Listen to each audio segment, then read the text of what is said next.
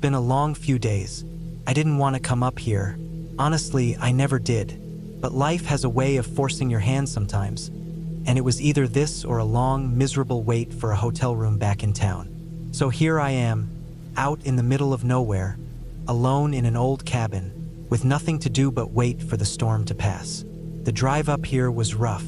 Rain, fog, and roads that seemed to go on forever. The GPS kept losing signal every time I turned a corner, making me second-guess whether I was even on the right path. By the time I finally spotted the cabin through the trees, I was more than ready to stop. But now, standing in front of it, I wasn't sure how I felt. It was an old wooden thing, crooked in places, like it had seen better days. The roof sagged, and the windows were dark, but it was shelter. Better than being caught out in the storm. So I took a deep breath, grabbed my bags, and walked up the creaky steps. Inside, the place smelled old. Not like rotting wood or mildew, but like something forgotten. The furniture was sparse. Just a couch, a few chairs, and a worn-out dining table. Everything was covered in a thick layer of dust, and the fireplace had been unused for who knows how long. The floorboards creaked under my feet as I moved around, unpacking what I could, trying to make the place feel a little less lonely. The storm kept up. Rain beat against the roof like a drum, and the wind howled through the cracks in the walls. The cabin shook now and then, but it held up. I thought about the people who must have lived here once, how long ago they'd left. The silence settled over me, a quiet that pressed in from every side. No neighbors, no distractions, just me and the storm. I set up a small fire in the fireplace, though I wasn't sure how long it would last. The wood was old and it was wet, but it eventually caught. The flames were weak at first, flickering and dim, but they gradually grew, filling the room with a soft orange light. I sat back in one of the chairs, staring at the fire, letting it warm me up. I didn't have much else to do. That night, I tried to sleep. I tossed and turned in the bed, but something about the cabin made it hard. The wind seemed louder than it should have been, the branches scraping against the walls like fingers reaching for me. The house felt alive in its own way. I kept thinking I heard something faint, like footsteps in the other room or a door creaking open. But every time I checked, it was just the house settling. The next day, the storm was still going strong, though it was less intense than before. I spent most of the day inside, reading a book, staring out the window at the rain, and making sure the fire stayed alive. By evening, the wind had picked up again, and the sound of it howling through the trees was more unnerving. I couldn't shake the feeling that something was off about this place. That night, I stayed up late, trying to distract myself with another book, but the sound of the wind outside kept creeping into my mind.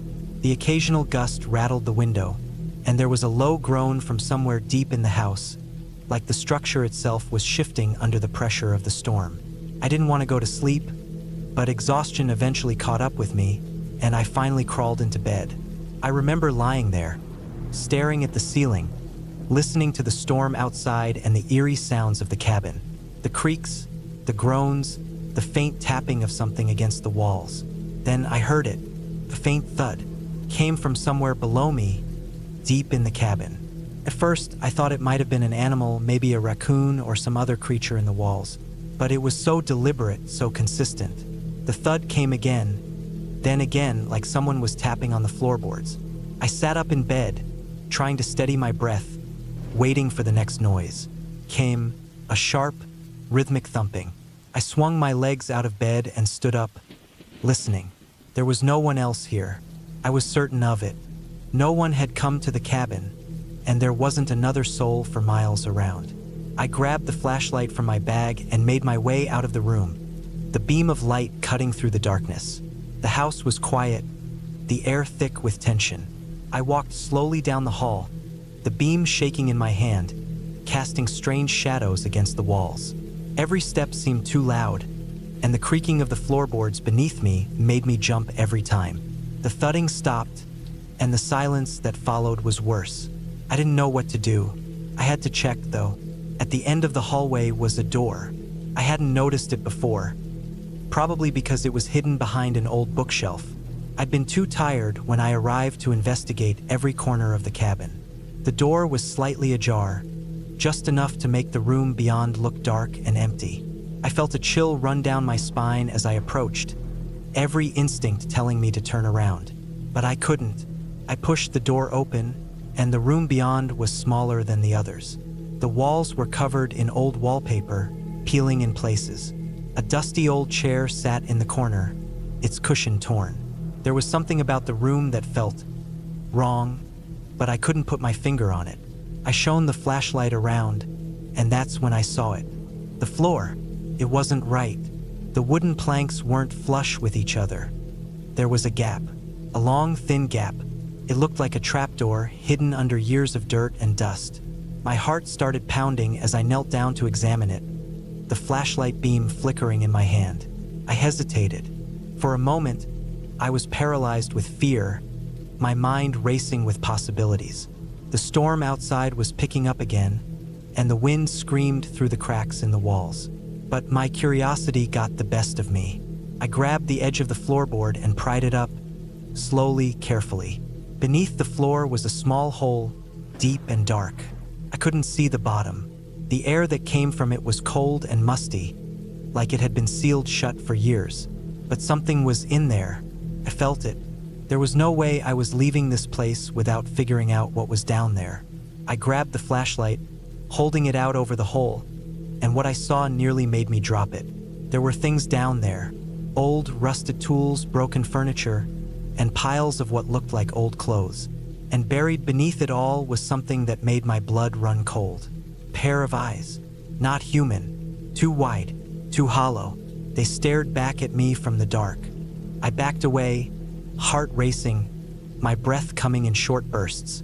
I couldn't explain it, but I was sure those eyes had been staring at me for longer than I'd realized. I stumbled back into the hallway, my mind reeling with what I'd just seen. There was no way I was staying here another night. I grabbed my things, and before I knew it, I was in the car, driving through the storm, desperate to leave.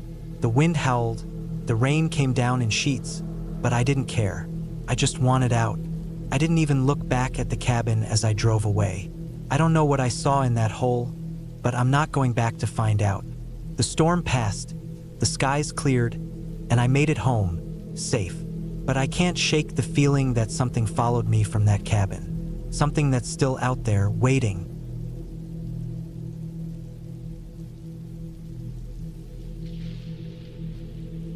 I'd been driving for hours when I finally turned off the main road and onto a narrow, winding dirt path. The GPS had long since given up on me, the screen going dark as I ventured deeper into the backwoods. The cabin wasn't too far off, or so I thought. My car rumbled over the rough terrain, the tires crunching against gravel and loose rock. The woods were dense here, pine trees towering so high they blocked out most of the light, casting everything in shadow. There was something peaceful about it, almost suffocatingly quiet, except for the occasional snap of a twig under the weight of a squirrel or something larger moving around. The cabin was meant to be a break from everything: work, people, distractions. It had seemed like the perfect idea when I found it listed online. Secluded, rustic, no one around for miles. It was supposed to be a retreat, a place to disconnect. But as I navigated the narrow path, a creeping sense of unease settled in my chest. The trees closed in tighter, the road getting rougher. The cabin had been advertised as private, but now, in the silence of the woods, I found myself questioning whether private was really the word I'd want to use. I finally reached the clearing where the cabin stood, its silhouette barely visible through the trees.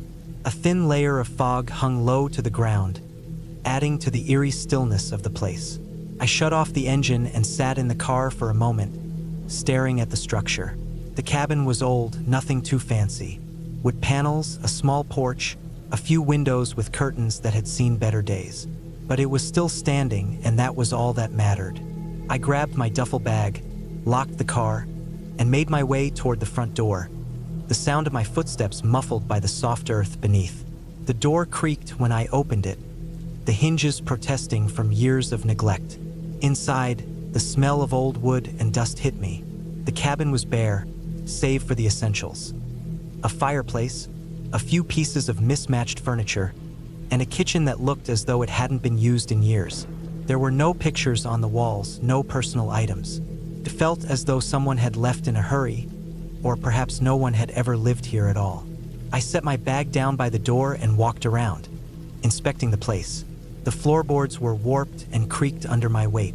I ran my fingers along the walls, the thick layer of dust clinging to my skin. Everything was untouched, forgotten.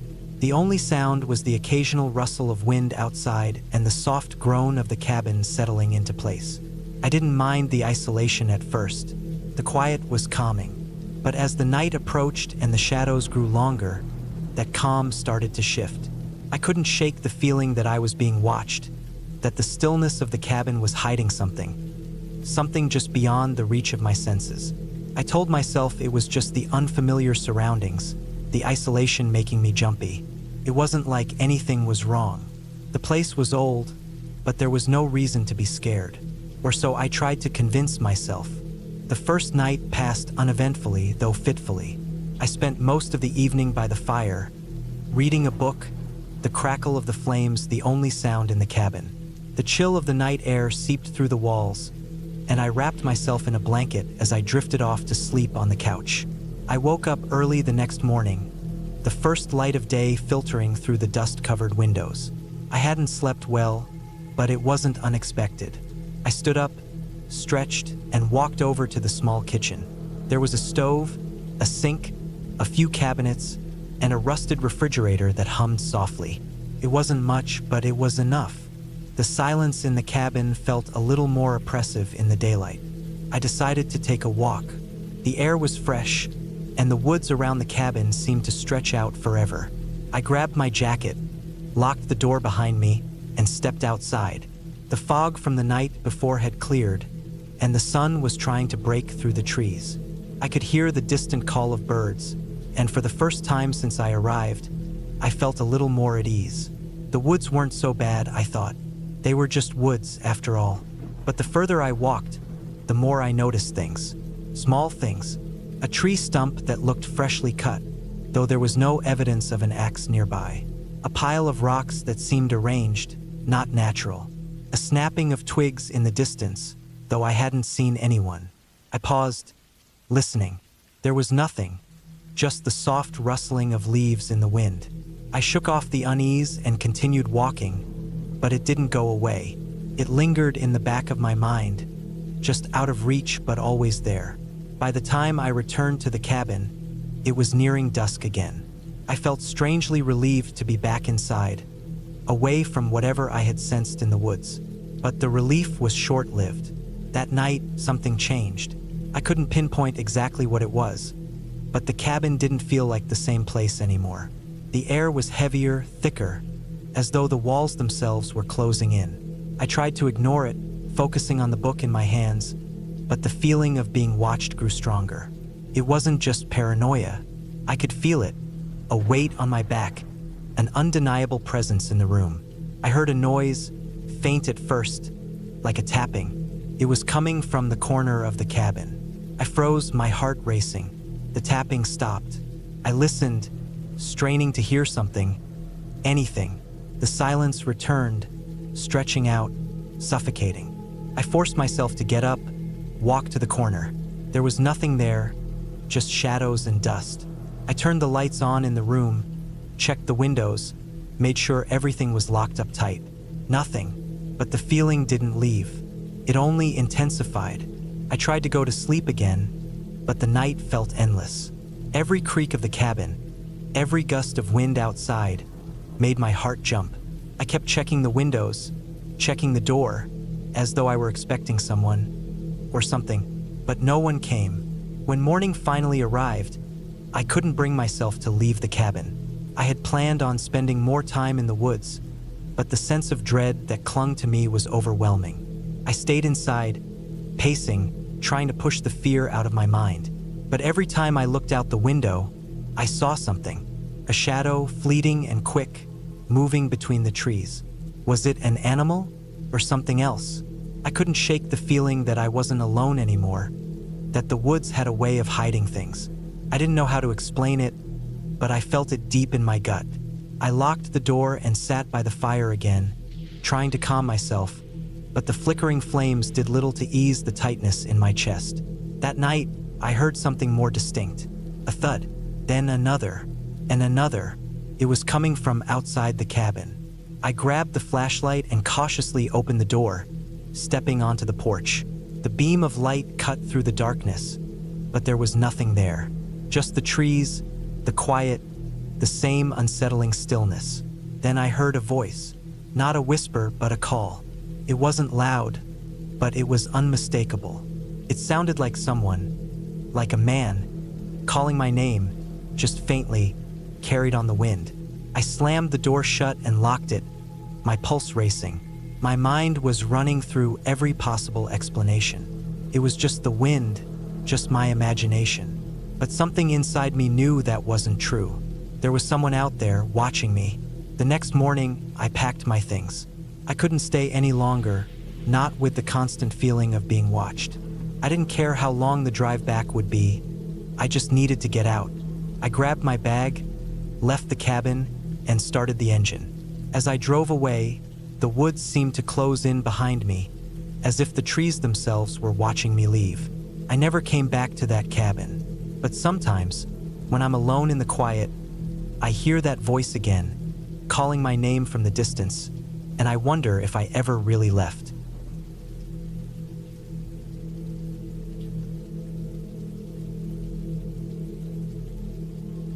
I never intended to be at the cabin.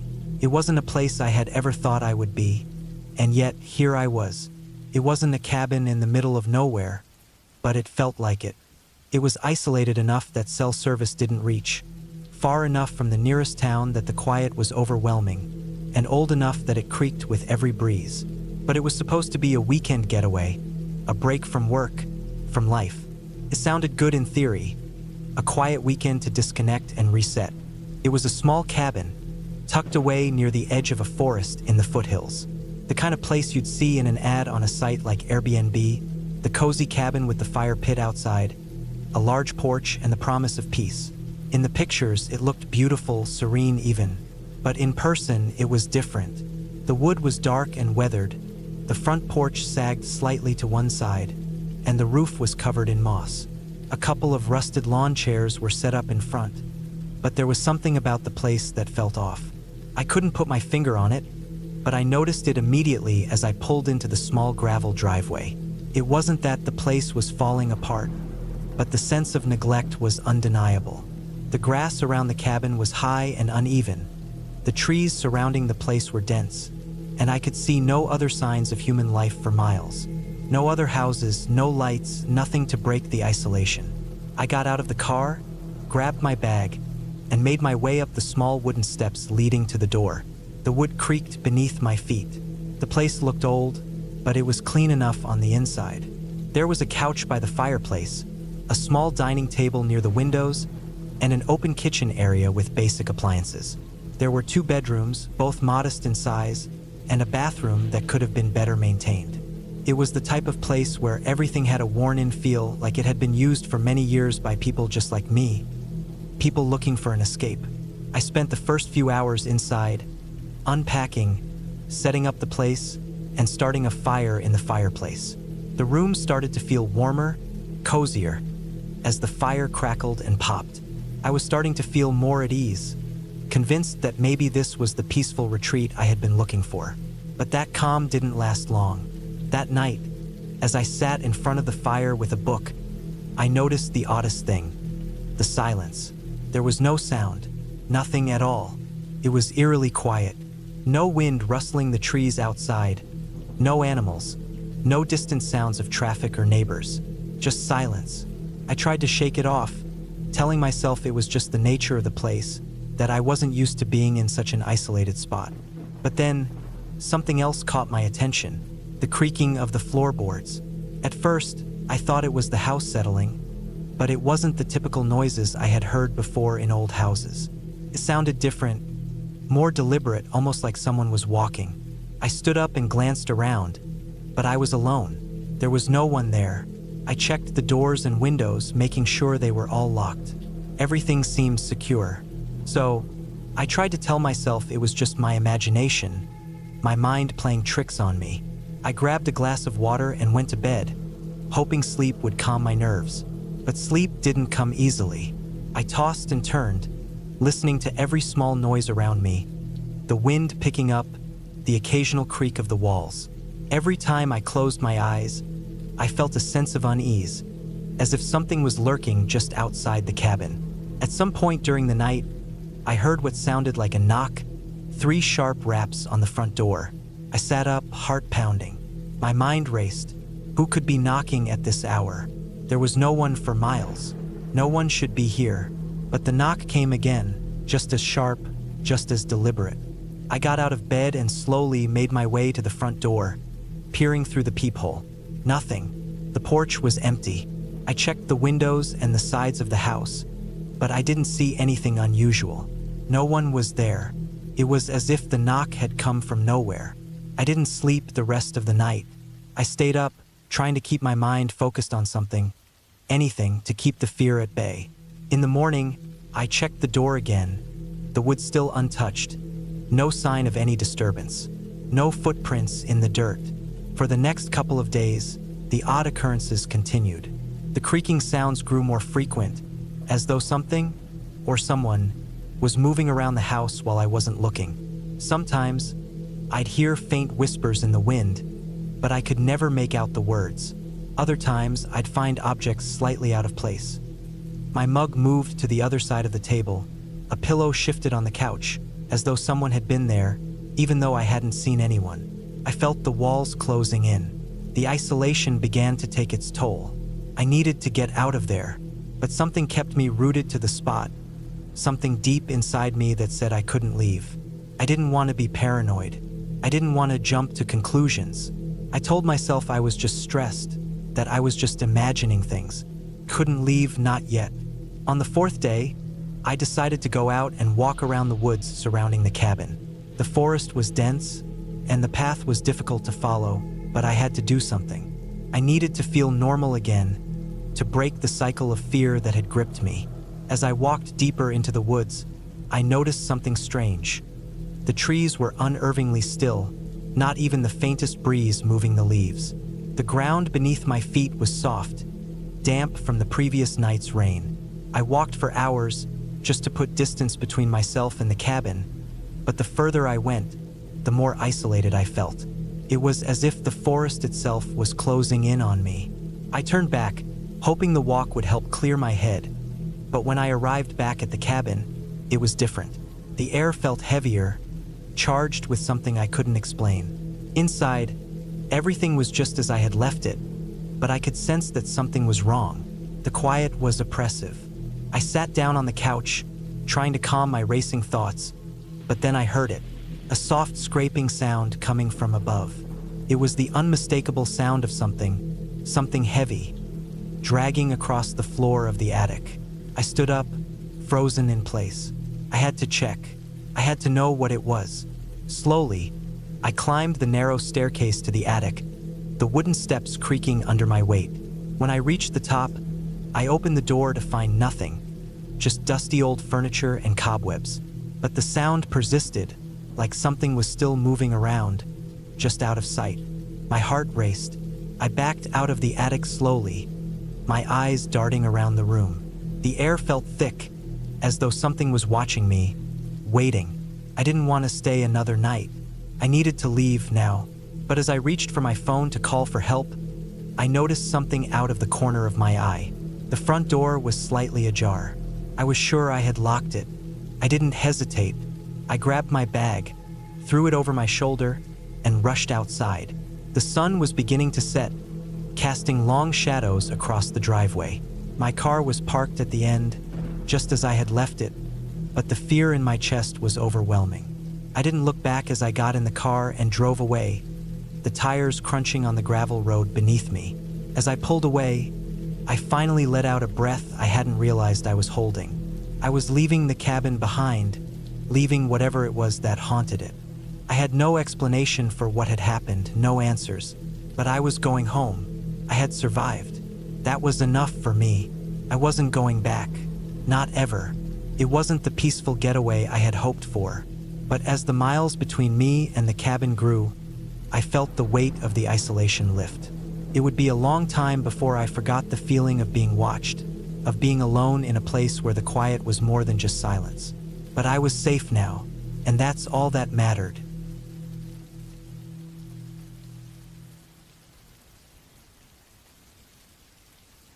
It's the kind of place you see in movies, the small, quiet cabin tucked away in the woods, far from anyone. I had never been out here before, but when I saw it, I felt a kind of pull I couldn't explain. The trees were thick around the property, their branches twisting into dark shadows above. The ground was soft with fallen pine needles, and the cabin stood in the middle, looking like something that belonged in a different time. A small fire pit sat to the side, the remnants of old fires scattered around. The only thing that seemed out of place was the truck parked just outside the cabin. It looked old, rusted, and probably hadn't been used in a while, but it felt like someone was watching from the shadows behind the trees. That thought was fleeting, though. I was here to get away, to be alone. So I ignored it. I grabbed my bag from the trunk of my car, slammed the door shut, and walked up to the door. The steps creaked under my feet, and I couldn't help but notice how quiet it was. Too quiet, like the whole world had decided to take a breath and hold it. The door opened with a heavy groan, and I stepped inside. The cabin wasn't big, but it was cozy enough. A small living room, a fireplace, a couple of old chairs that looked like they had been used 1,000 times. The air inside smelled like wood and dust, a little musty, but nothing that made me feel uncomfortable. There was a kitchen tucked to one side with an old stove and refrigerator that looked like they hadn't been used in ages.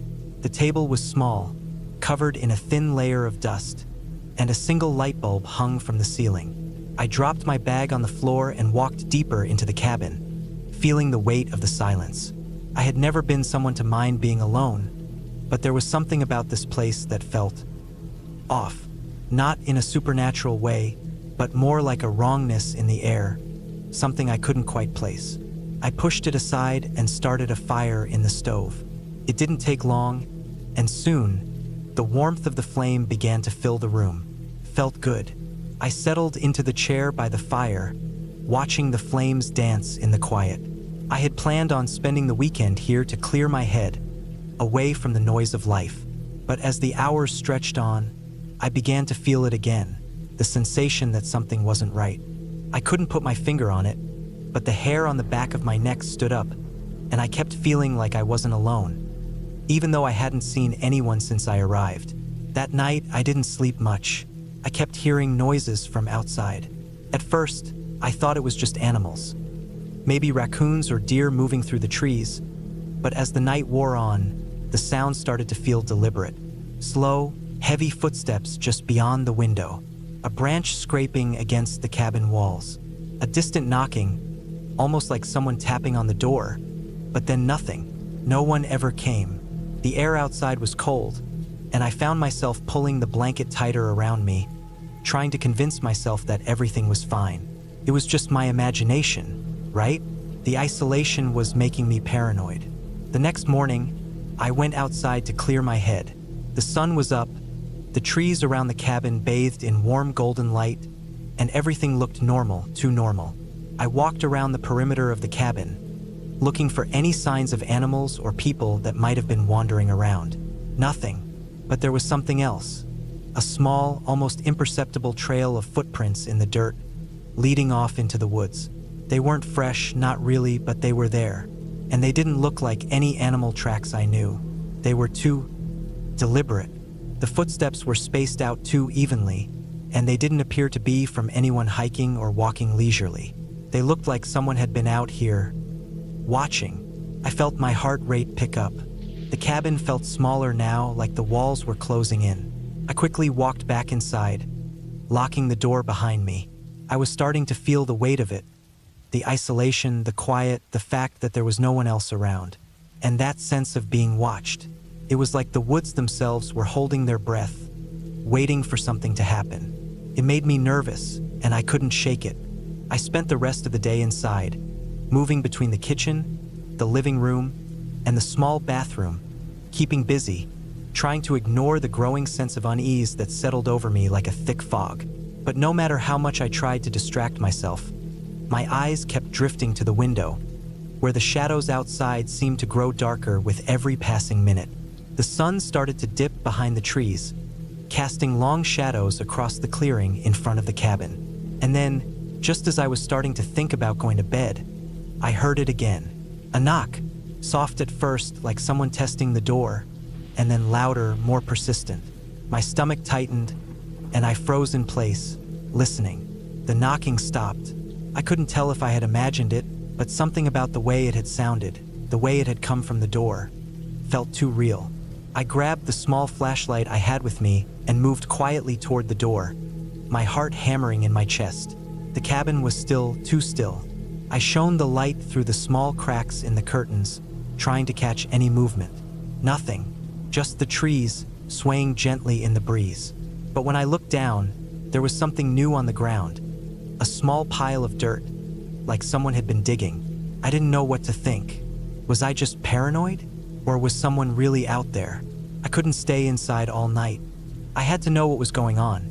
So I grabbed my coat and headed out the door. The cold air hit me like a slap in the face as I stepped outside. The night was pitch black, the only light coming from the faint glow of the cabin behind me. I walked toward the edge of the clearing, my flashlight cutting through the dark, but there was nothing, just the empty forest stretching out before me. I scanned the area, every rustle of leaves making me jump. And then, from the corner of my eye, I saw it, a shape moving quickly between the trees. Someone, or something. My breath caught in my throat, and I turned to run back to the cabin. But before I could even take a step, there was a crack, a loud snap from behind me.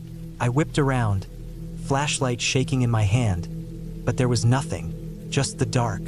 I rushed back inside, heart pounding, and locked the door behind me. I had no idea what was going on, but I wasn't staying out there alone in the dark. I grabbed my bag, packed it quickly, and shoved it into the trunk of my car. I didn't care about leaving the cabin behind. I just needed to leave to get out of there. I pulled out of the driveway without a second thought, driving as fast as I could, my mind racing. As I drove down the winding road, I glanced in the rearview mirror, and for just a second, I thought I saw something standing at the edge of the cabin's clearing, just a shadow. But when I looked again, it was gone. It wasn't until I was a few miles away, my hands gripping the steering wheel, that I finally allowed myself to relax. The tension in my shoulders eased, and I let out a shaky breath. I didn't know what had happened out there. Maybe I had just gotten spooked. But one thing was for sure, I wasn't going back. I was done with that cabin. Whatever was out there, I didn't want any part of it. And then, as I passed a small curve in the road, I saw something that made my heart stop. A figure, standing by the side of the road, watching me as I drove past. My headlights barely illuminated them, but I could see enough to know they were wearing dark clothes, standing perfectly still. It wasn't a hallucination. I saw them clearly, just standing there, not moving a muscle. I didn't look back after that. There are some places that stay with you long after you've left.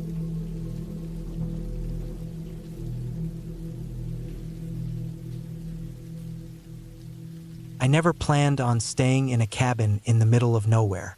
The idea sounded like something straight out of a horror movie, and I figured the only thing worse than being stuck in a cabin by myself would be the same thing but in the dark with nothing to do but listen to the wind and my own thoughts. But life has a way of throwing you into situations that make you reconsider your expectations. It was supposed to be a quiet weekend, a break from everything that had been weighing me down. Just me, the woods, and the silence. It started as a simple plan to get away from the noise of the city. I'd been under too much stress at work, and I wanted a chance to relax, clear my head. A friend of mine had a cabin up north, far off the beaten path. They offered it to me for the weekend, no charge. It was a secluded spot, not another house for miles, just endless trees and the occasional deer or squirrel. It sounded perfect, peaceful, serene, and away from the buzz of my daily life. I figured I could spend my days hiking, reading, and cooking a few simple meals. Nothing more. I drove up that Friday evening, the sun already low in the sky, casting long shadows across the road. The closer I got to the cabin, the more isolated it felt. The roads got narrower, the trees denser. My phone had no signal, and I wasn't exactly sure when the last time I saw another car was. But I didn't mind. In fact, I appreciated the solitude.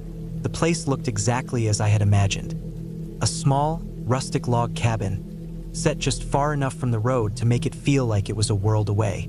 When I pulled up, the cabin looked as still as the trees surrounding it. The weathered wood had a certain charm to it, worn, but solid. The porch creaked beneath my feet as I made my way up the few steps and fumbled for the key under the flower pot. The inside was simple. A small kitchen, a modest living room with a couple of chairs and a small wood stove. A few windows that let in light, but not too much. Just enough to make everything feel warm and inviting. I put my bags down and decided to get a fire started, mostly out of habit. The nights could get chilly in the woods, even in the middle of summer. I spent the next hour unpacking, setting up a small stack of firewood beside the stove, and making sure everything was in place. It wasn't until after the fire was crackling and I had a cup of tea in my hand that I finally sat down and took a breath. For the first time in what felt like forever, I felt relaxed. The wind outside picked up, the trees groaning and creaking in the breeze. There were no lights beyond the cabin, no sounds but the wind, the occasional crackle from the fire, and the distant call of an owl.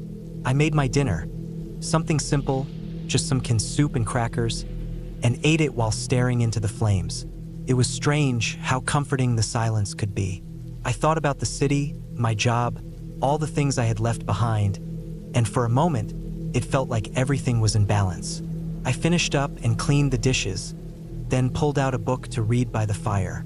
As the hours passed, I felt myself drifting off, the quiet lulling me into a sense of comfort. I decided to head to bed early. The next day, I wanted to go on a hike. The cabin had a small upstairs loft with a bed, a little smaller than I was used to, but it was fine. The mattress creaked under my weight as I lay down, pulling the thick blanket over me. I closed my eyes, trying to find that peaceful place between sleep and wakefulness. But something nagged at me, a quiet feeling at the back of my mind, like I wasn't alone. I brushed it off. It was probably just the unfamiliar surroundings, the absence of any familiar sounds from the city. The wind whistled through the trees again, louder now, and I finally drifted off to sleep. The night passed in a blur, a mix of restless dreams and the occasional creak of the cabin settling. At some point, I woke up to the sound of something outside, something scraping against the ground, like branches dragging across the dirt. I tried to ignore it, telling myself it was just a tree branch in the wind, but my mind raced. I pulled the covers tighter around me and listened, straining my ears. There it was again, a low sound, almost like footsteps. I sat up, my heart beating faster now.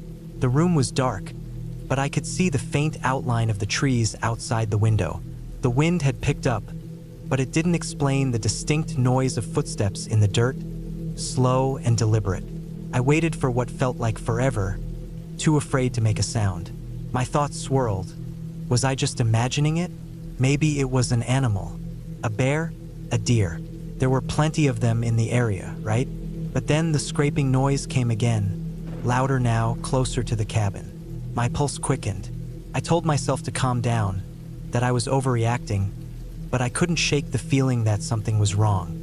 Something about the way the noise was so deliberate, rhythmic, and steady.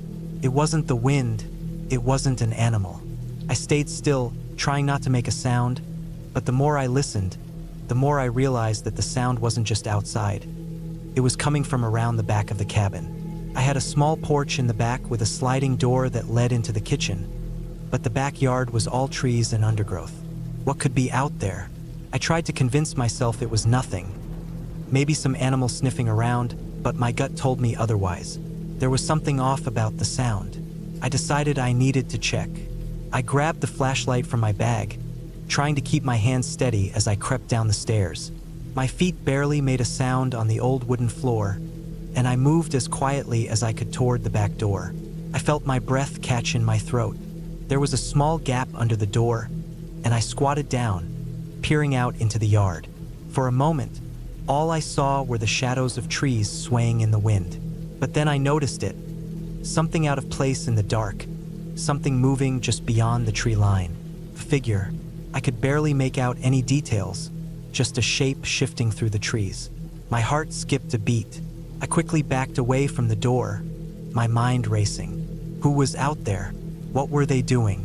I told myself it had to be someone, maybe a hunter or a wanderer, but that didn't explain why they were so close to my cabin, in the middle of nowhere at this hour. The sound of scraping stopped. I held my breath, waiting for the next noise, but the night was unnervingly still. I grabbed the phone from the table, but of course, there was no signal. I checked the windows, trying to spot anything in the dark, but all I saw were the trees swaying gently in the breeze. There was nothing out of the ordinary, except for the feeling in my gut. It was like I was being watched. By morning, the sun had risen and the woods seemed less menacing, bathed in soft golden light. But the unease lingered.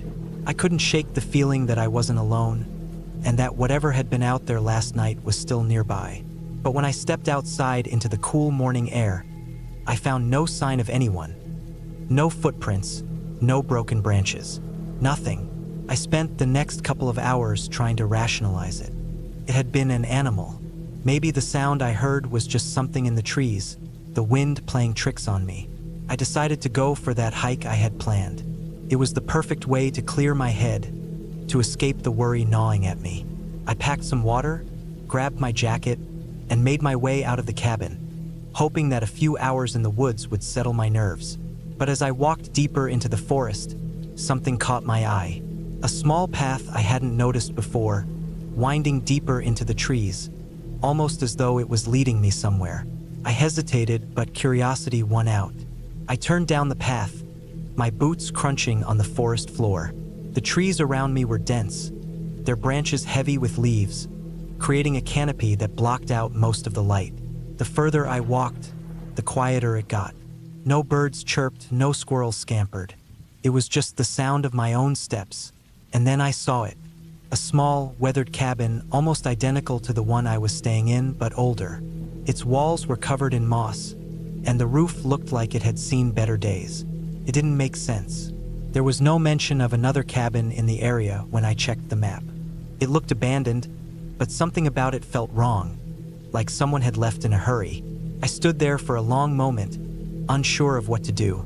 My heart raced again, that feeling of being watched creeping back up my spine.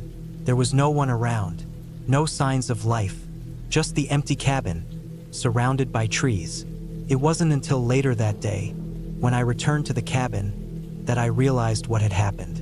The same figure I'd seen the night before was standing at the edge of the woods, watching me from a distance. It wasn't until I took a few steps toward the figure that had vanished into the trees. The weekend came to an end with no further incidents. I packed up and left the cabin, my nerves still on edge, but I felt a strange sense of relief as I pulled away. I would never come back to that place, not after what I had seen, what I felt. It was only much later, when I got home and looked through the pictures I had taken during the trip, that I saw it, the faint outline of a figure standing in one of the photos, standing behind the trees just on the edge of the cabin. The same figure from that night. The cabin in the woods was no longer a peaceful getaway. It was